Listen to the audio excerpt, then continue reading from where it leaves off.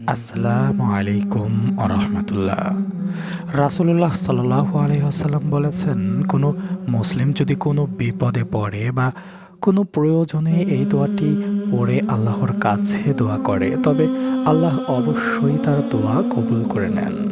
যখনই কোনো বড় সমস্যায় পড়বেন বা মন খারাপ বা খুব অস্থিরতা কাজ করবে, তখন মনে এইকিন রেখে এই দোয়াটি পড়তে থাকুন।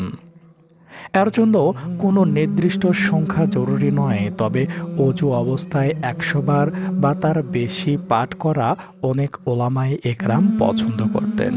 এই আমলটি করলে আল্লাহ তাআলা মনের অস্থিরতা দূর করে দেবেন এবং সমস্ত পরিস্থিতি থেকে আপনাকে বের করে আনবেন।